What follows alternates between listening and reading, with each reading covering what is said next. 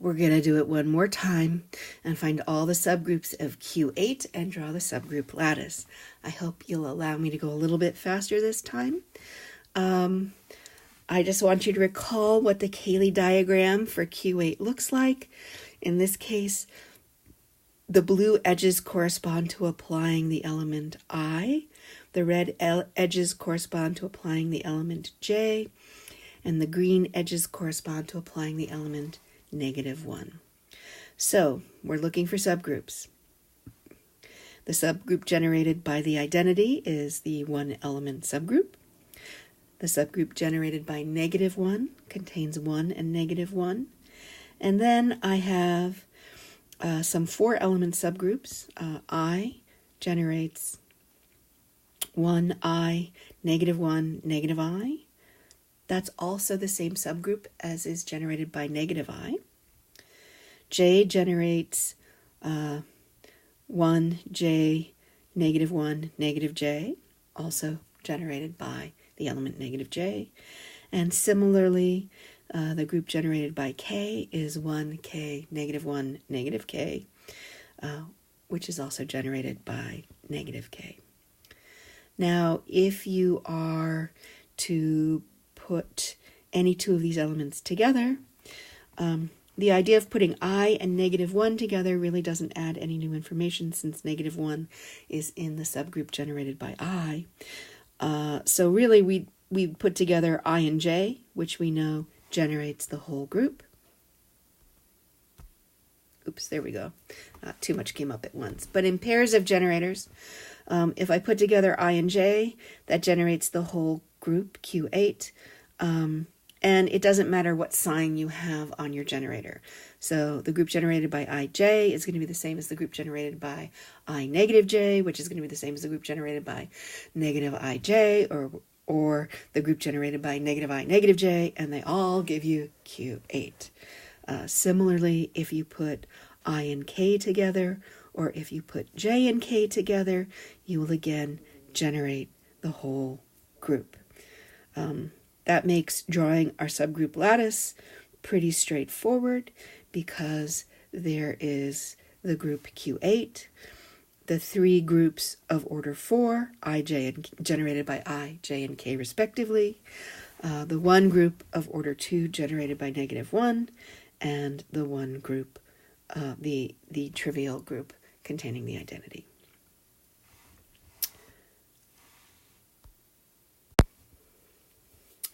Now we're officially starting section 3.3. It's called isomorphisms, and the idea, as we have seen before, is that sometimes when we draw the Cayley diagrams, they look exactly the same, even though our elements and our actions are being given different names.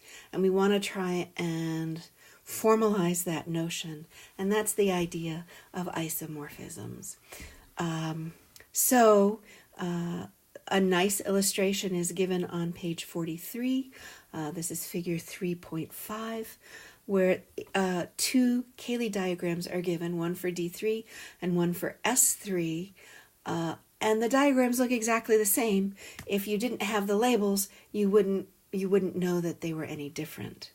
So the idea is you want to find this kind of a matching where the vertices line up, the edges line up, the colors of the edges line up, the directions of the edges line up. And if you do that, then you have created an isomorphism between 2 groups.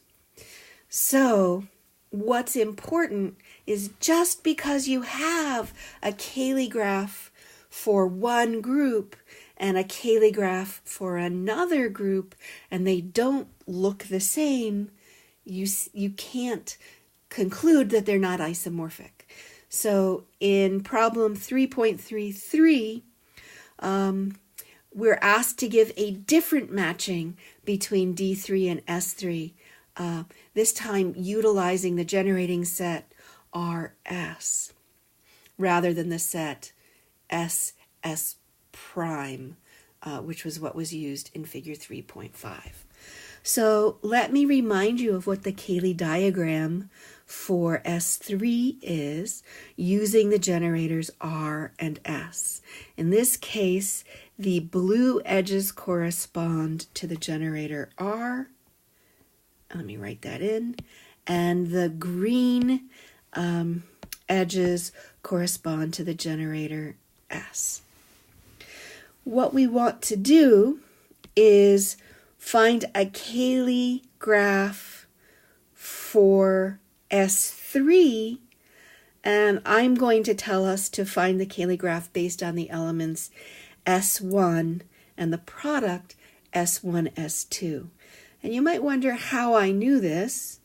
Remember when we did the lattice of subgroups for S3 and D3, this was this was sort of the matching we saw happening there, and I'm now just playing it out in the Cayley diagram. So it's not that I knew it off the top of my head, it is that we had done that work previously to help us see it. So let's just start by making the element S1, S2, which we knew in our minds was sort of corresponding to R, the blue edge. Okay, so if we do that, then we can fill in our next vertex by applying S1, S2 again. And I don't think I've written the whole thing out. That's just going to be S1, S2 squared, which you and I know is S2, S1. Okay, so that's actually a good start because when I do S1, S2 cubed, that gets me back to E, and that's what I'd like to see. Okay, then I'm going to continue by making S1 the green edge and trying to follow through what happens next. So if we start with the green edge, if we start at E, follow the green edge, and then take the first blue edge, so start here, follow the green edge, and then take the first blue edge, we should end up at, let's see what we get to. Oh, I wrote that down there. So we should end up at S1 is the first edge we followed, and then S2, S1 is the second edge we followed. Okay, I'm all right with that. That looks good so far, and let's keep going. So let's follow the next edge by applying S2, S1 again. And when we do that, we'll end up at S2. Go ahead, go back, look at the generating graph we had previously, and you'll see that this is the case.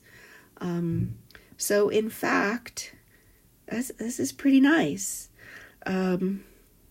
All the multiplications work the way we'd like them to, and we can see that the matching that we made previously really does make the Cayley graphs look exactly the same, with the same colored edges, with the same kinds of arcs, whether double arrowed or single arrowed. So that would mean we can officially say that D3 and S3 are going to be isomorphic groups. And essentially, it means they have the same structure. Okay? So we found two ways of seeing that, which is great.